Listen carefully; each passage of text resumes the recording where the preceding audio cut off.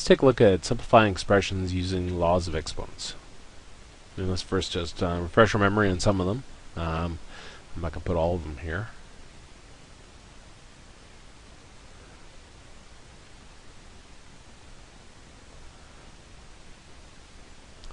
Our first one, if we have x to the m power times x to the n power. Now these do not have to be x's, they can be anything, just as long as they're the same. And you multiply these together, then you can add the exponents. So this becomes m plus n. Now if you have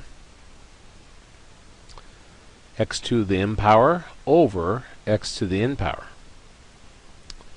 well, multiplication becomes addition like that, and division becomes subtraction. So this would be x to the m minus n. Now there's an easier way of thinking of this type, which we'll see. Our third one, if we have x to a power raised to another power. Well, if you raise one exponent to another exponent, you multiply the exponents. Now I'm actually going to put a number here. But let's say you have a negative exponent. For example, you have x to negative 2. Well, in this particular case, first thing we'd do is we would write that in fraction form. So I'll put this as x to negative 2 over 1. And to get rid of a negative exponent, you take the part that has a negative exponent opposite of where it's at in a fraction. So the x to negative 2 I take down to the denominator. And when you do that, it becomes a positive exponent. So it becomes x to the positive 2. And then you have a placeholder of 1 in the other place. Now, on the other hand, if we start out with a negative exponent in the denominator, we move it up on top, and it becomes x to the positive 3 over 1, which is just x to the 3.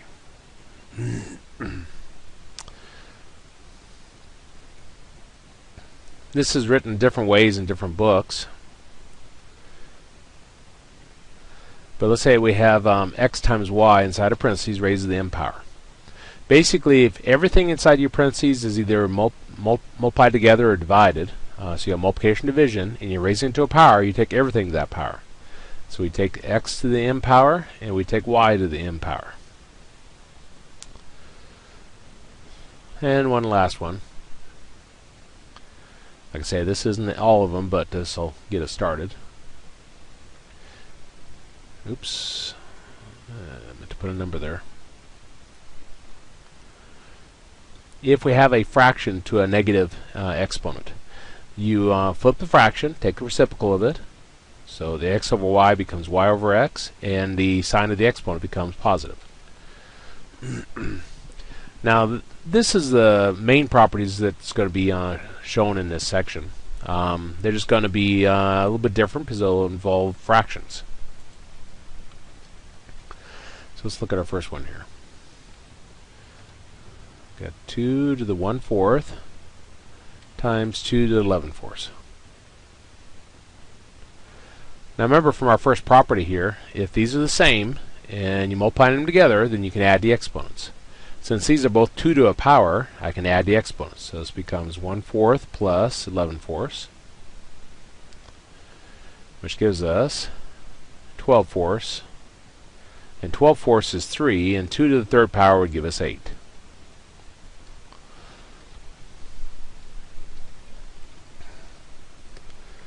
Our second example here, we got 5 to the 9/2. Excuse me. Still a little bit sick. Okay, well this is our second property. If these are the same, these are both 5 to a power, then what you do is you subtract a smaller exponent from a larger one. So we got 9/2 minus 5/2, and that's going to give us 4/2, or give us 2. And then we're going to have 5 to that power where our larger exponent was. Well, our larger exponent was up on top. So it becomes 5 squared up there, and we put a placeholder of 1 here.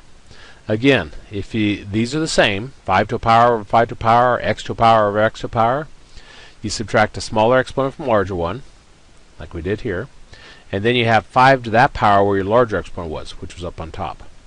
I don't use this property, number 2. I go along those lines.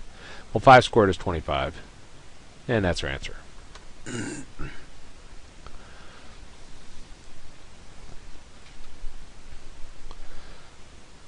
Let's see, we've got 5 to the negative 7/3 times 5 to the 2/5. Well, we never want negative exponents. So the first thing I'm going to do here is get rid of those negative exponents. Well, to get rid of a negative exponent, you need to take it opposite where it's at in a fraction. But first thing we have to do is put this in fraction form. Well, you can always create a fraction by putting it over 1. So I'll put that over 1 like that. And now we're going to take the part with the negative exponent, that's 5 to the negative 7/3, and we'll take it downstairs. So we're going to have 5 to the 2/5 over 5 to the 7/3. And we got rid of our negative exponent. Now we know, since we have 5 to the power of 5 to the power, we're going to subtract a smaller exponent from a larger one. But it really does work out best if they have the same denominator. See how this is 2/5 and this is 7/3? I'm going to rewrite those with a common denominator, which would be 15.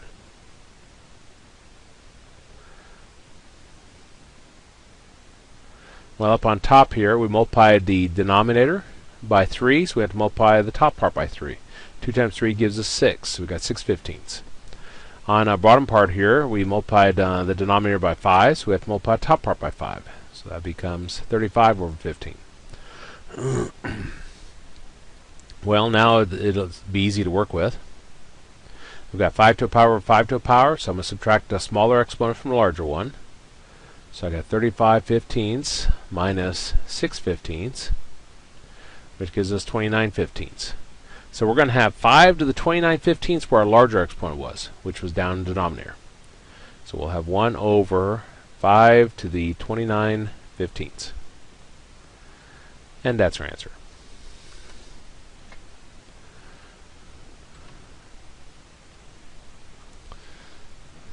Okay, let's look at this one. We got y to the 1/3 over y to the 5/12. Well, again, the fact that they're both y to a power, I'm going to subtract a smaller exponent from a larger one, but it does work out best if they have the same denominator, the exponents that is. So I got 3 and 12. My common denominator would be 12. Now the bottom one already had 12, so we'll leave it alone. It's 5/12. On top exponent here, we multiplied the bottom part by 4, so we have to multiply the top part by 4. So that becomes 4/12. Well, we got y to a power over y to a power, so we're going to subtract a smaller exponent from a larger one. So we've got 5/12 minus 4/12 gives us 1/12. And we'll have y to the 1/12 where our larger exponent was, which was down below. And then we'll put a placeholder of 1 there. And that's our answer. Let me double check to make sure I got this these pages saved off. I'm redoing these in YouTube format. They were just in WebEx format. Looks like I do have them here. So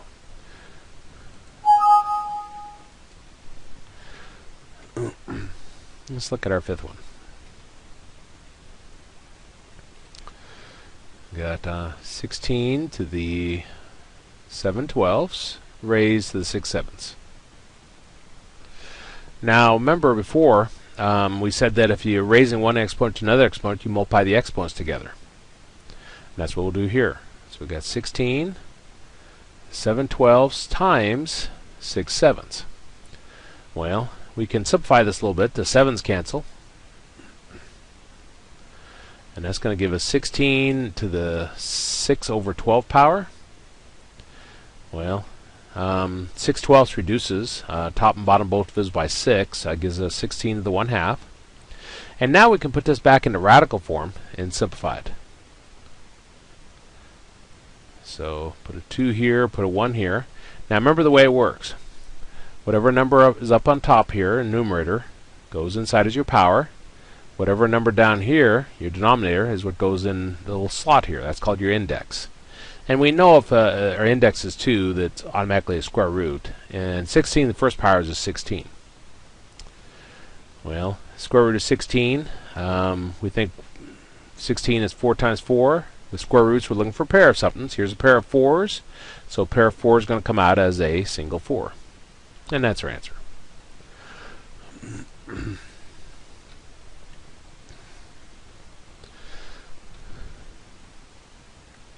Okay, let me see. We got 25 to the negative 1/3 times 5 to the 11/3 to the negative 2 power. Well, there's different ways of working these problems. Typically, I try to ignore shortcuts I may see, and I try to follow my order of operations. Please excuse my dear Aunt Sally. Remember, your order of operations says do what's inside the parentheses first. So let's focus on what's inside the parentheses.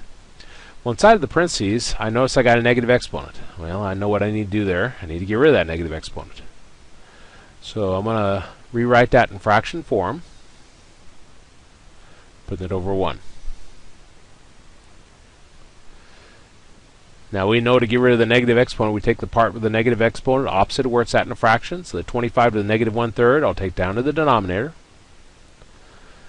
And this becomes 5 to the 11/3 over 25 to the 1/3. All of it raised to the negative 2 power. Well, if this was 5 to a power and this was 5 to a power, it'd work out very, very nice in this problem. Well, that's easy enough. 25 I know is 5 squared, so I could rewrite the 25 as 5 squared.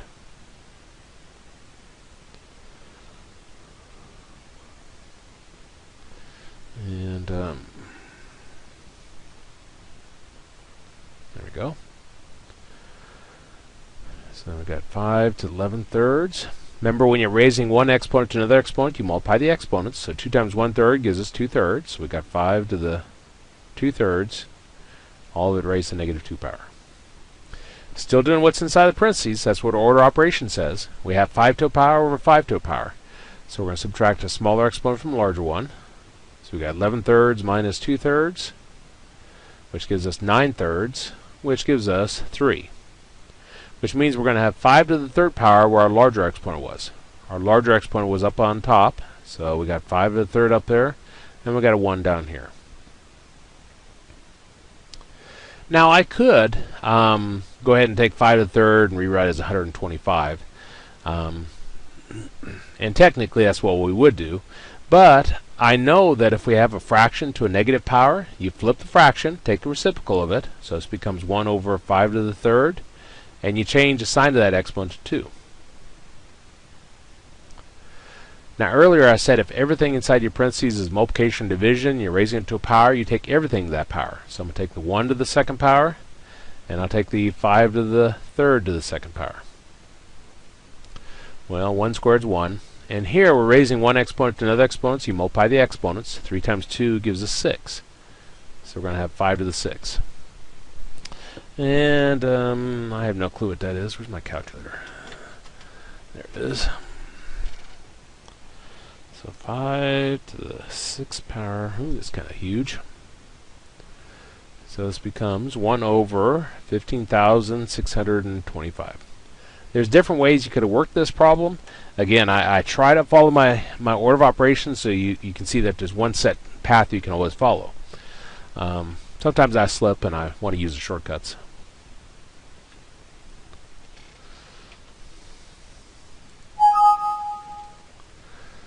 Okay, let's look at the next one here, number 7. Got a to the 5/2,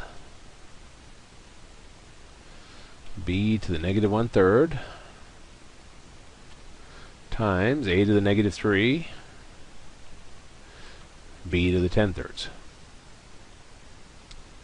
Okay, now I know there's multiplication here, but my dear Aunt Sally, order of operations, says do what's inside the parentheses first. Well, we got negative exponents, so I'm putting them over 1. So we got a to the 5/2, b to the negative 1/3 over 1. And here we got a to the negative 3, b to the 10/3 over 1. Now we take the part with the negative exponent opposite of where it's at in a fraction. So we'll take the b to the negative 1/3, move it down to the denominator. Take the a to the negative 3, move it down to the denominator. Okay, so we got a to the 5/2 over b to the positive 1/3. Remember, you take anything opposite where it's at in a fraction, and sign of the exponent changes. And we got b to the 10/3 over a to the positive 3. Well, there's nothing left to do inside each set of parentheses, so now we'll handle the multiplication. And I could go ahead and simplify this, but let me go ahead and write it as a single fraction first. So in multiplying these two fractions together, I just multiply the numerators together, the top parts, and then the bottom parts. And multiplying those together, you just rewrite them next to each other, since they're different letters. Now this a to the third, I'm going to rewrite that as a to the 3 over 1. Now the reason why I do that is because I have a to a power over a to a power. I know I'm going to subtract the exponents, and I know I need to have a common denominator. Now b's are okay already. This is 10 thirds, this is 1/3. They already have a common denominator. But let's work on the a's. Our common denominator would be 2. So this is a to the 5/2, b to the 10 thirds, over b to the 1/3, a to the... And here we multiply the bottom part by 2, so we have to multiply the top part by 2, so we get 6 over 2. Okay, let's start with the a's first. We have a to a power over a to a power. We're going to subtract the smaller exponent from the larger one. So I got 6/2 minus 5/2, which gives us 1/2. So we're going to have a to the 1/2 where our larger exponent was, which was downstairs. Now let's look at our b's. We're going to subtract the smaller exponent from the larger one. So we got 10 over 3 minus 1 over 3, which gives us 9 over 3, which gives us 3. So we're going to have b to the third where our larger exponent was, which was up on top. And that's our answer. I don't think it wants us to rewrite it in radical form. No, it just says simplify. Let me start a new page.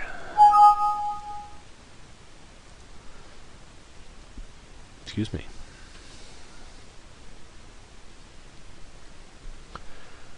Okay, so we got 36 m to the 1/4 n over m to the negative 3 n to the 8/5. All of it raised to the 1/2 power. Well, again, my order of operations says do what's inside the parentheses first. Well, there's a fraction in there. When handling fractions, you do the top part separate from the bottom part. Well, there's nothing to do on the top. On the bottom, there's nothing to do except for get rid of the negative exponent. So I'm going to take that m to the negative 3 and move it up on top. So we got 36 m to the 1/4, m to the positive 3, n to the 1 power, over n to the 8/5. All raised to 1/2 power. Well, I need to get some common denominators here. So this would be 36 m to the 1/4, and this would be m to the 3 over 1, and this is the n to the 1 over 1, over n to the 8/5. Okay, let's look at the m's first.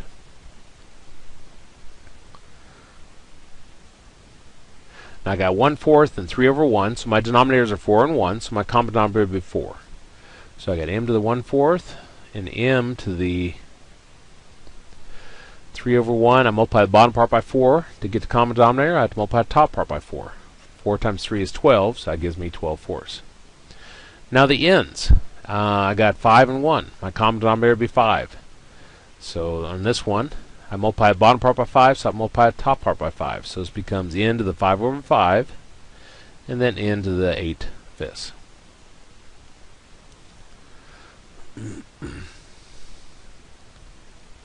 Well, now we're ready to do some combining. Look at the m's first. We got m to a power times m to a power. You're going to add the exponents. So 1/4 plus 12/4 gives us 13/4. Like that. And the n's. We got n to a power over n to a power. We subtract a smaller exponent from a larger one. So we got 8/5 minus 5/5, which gives us 3/5. And we have n to the 3/5 where our larger exponent was, which was down denominator.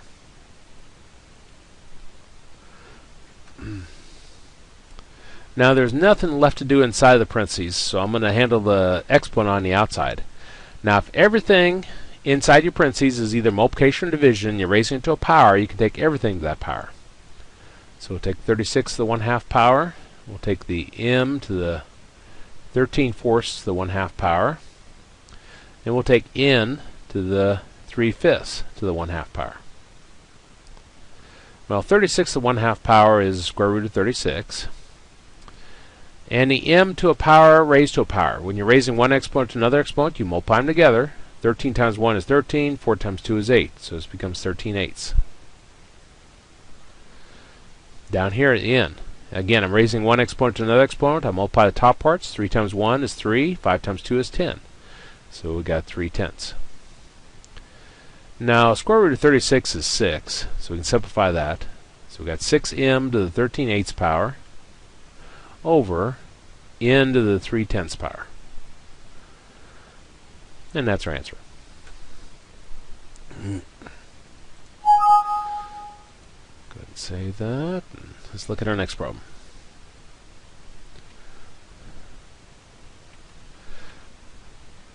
Now these next problems give us the problem in radical form, and we want to use rational exponents to do some simplifying. Now there's some properties you can use dealing with radicals on these, but they specifically want us to use rational exponents. So it says use rational exponents to simplify each radical, assume all variables are positive. Well, we can write this in rational exponent form, fractional power. This becomes 25 to the 6/12 power. Whatever power is inside here goes up on top, if there is a power. If there isn't one, that's by default 1. And then whatever's in your index here, here's a little slot, that goes in your denominator. Well, after I rewrite it in that form, I see I can simplify that. 6/12 is 1/2, so this is 25 to the 1/2. And now I'll put it back into radical form. Again, whatever number is up on top here is your power. Whatever number is on the bottom is your index. Number goes in that slot. And if you got 2, it's a square root, so this is just square root of 25. Which 5 times 5 gives us 25, so this gives us 5 as our answer. Let's look at this one. Square root of 36 x to the 10th, y to the 18th. And again, they want us to use rational exponents to simplify this. Well, rational exponents don't work well with numbers like this. So we can go ahead and simplify that. 36 is 6 times 6, x to the 10th, y to the 18th. Remember the square root, we're looking for a pair of somethings. Here's a pair of 6's, so that's going to come out as a single 6. Now this is a square root, so I'm going to put a 2 here just to really emphasize the index. If you got a square root, it's by default 2 for the index. X to the 10th, y to the 18th. Well, I want to write these in rational exponent form, so this becomes x to the 10 over 2 power and y to the 18 over 2 power. Again, whatever your index is goes in your denominator. Whatever power is on the particular variable is what goes up on top in the numerator. And after I do that, 10 divided by 2 is 5, so this becomes x to the 5th. And 18 divided by 2 is 9, so this becomes y to the 9th. And that's my answer.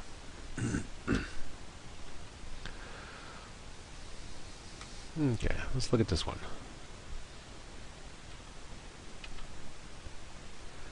Cube root of y to the 5th over the 5th root of y. And they want us to use rational exponents. So that's our starting place, where we write the top part as y to the 5/3, and the bottom part becomes y to the 1/5. Again, whatever number's in this little slot here, that's your index, goes in the denominator. So 3 goes in the denominator, and down here the 5 goes in the denominator. And then whatever power is inside goes up on top. So I put 5 here. I put 1 here. There was no power, so it goes to 1 by default. Now we got y to a power over y to a power. We saw these earlier. We need to get a common denominator. Well, I got 3 and 5, so my common denominator will be 15. So this will be multiply the bottom part by 5, multiply the top part by 5. This will be y to the 25/15 over Here I multiply the bottom part by 3, multiply the top part by 3. So that gives me y to the 3/15. Well, now we have y to a power over y to a power. I'm going to subtract a smaller exponent from a larger one. So I got 25/15 minus 3/15, which gives us 22/15. So we're going to have y to the 22/15 where our larger exponent was, which was up on top. So we've got y to the 22/15, and I'll put a placeholder of 1 here, which is just going to disappear in the next step. So this becomes y to the 22/15. Now, the instructions don't really indicate whether to put it back in the radical form or not. So the answer might be that, or we could put it back into radical form like this. And since we really haven't talked about simplifying these, then that would be our answer. We're going to see, I think in the next section, you can actually bring 1y out, because our index is 15. We're looking for 15 y's. Well, we have 22 y's, so we can bring 15 of those out as in front as a single y.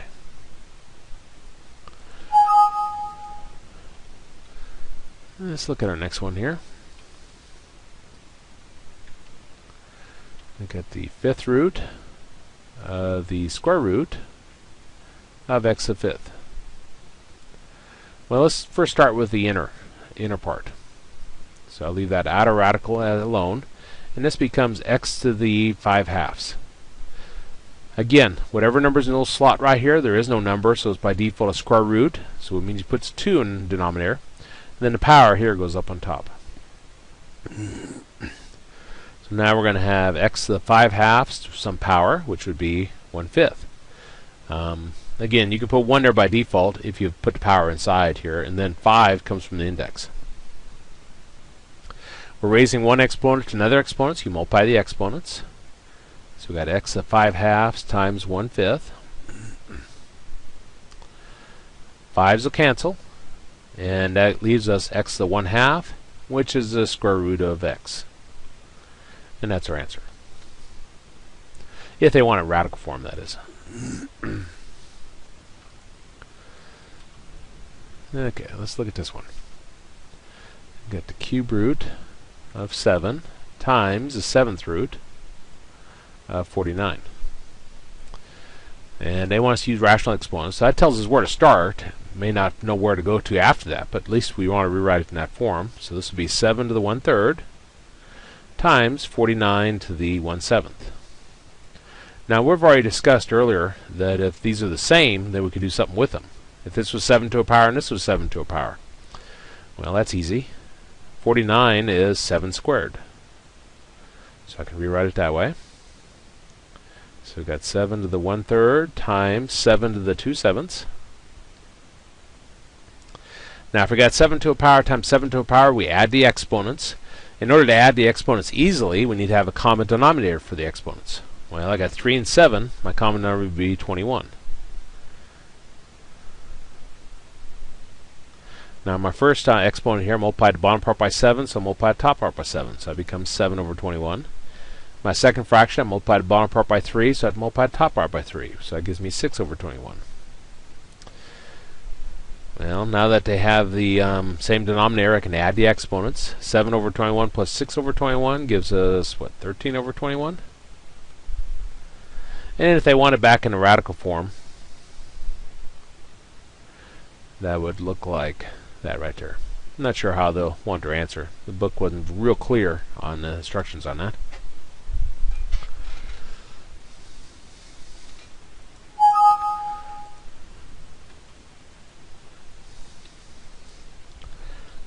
Let's take a look at this problem.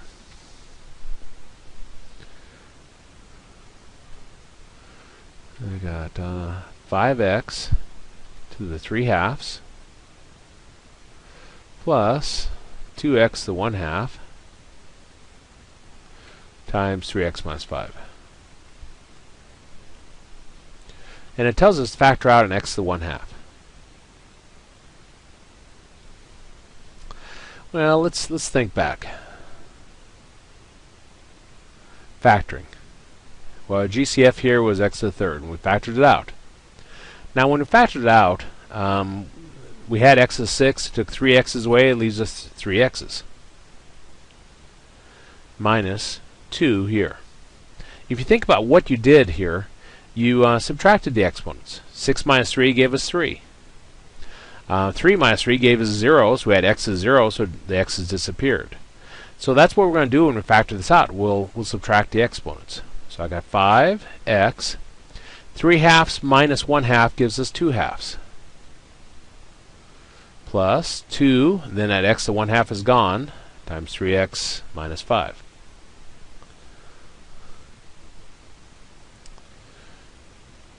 Well, 2 over 2 is 1, so this just becomes 5x. And I multiply that 2 through. 2 times 3x is 6x. 2 times negative 5 is negative 10. 5x plus 6x gives us 11x minus 10. And that's our answer. Now, you really don't see this at all in college algebra, problems of this type. But you do run across this a lot in calculus if you go out and take that, whether you take business calc or calc 1. Okay, so let's take a look at another one of those. We've got 2 and then x plus 3 to the 1/3. 5x plus 2 plus 9 x plus 3 to the 4/3. And it says factor out x plus 3 to the 1/3.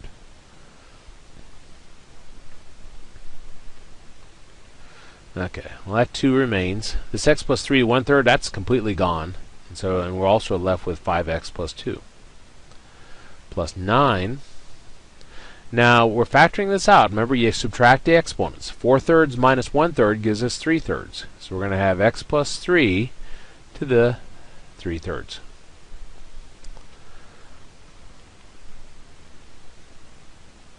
So 2 times 5x gives us 10x. 2 times 2 gives us 4. Plus 9 times x plus 3. 3 over 3 is 1, so that just disappears.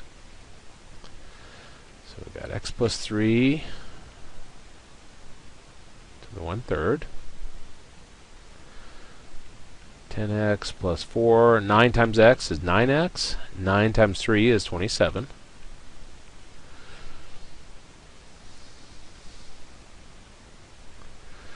10x plus 9x is 19x. 4 plus 27 is 31. And that would be our answer. And I believe that's the last problem. Yep. So go ahead and save this.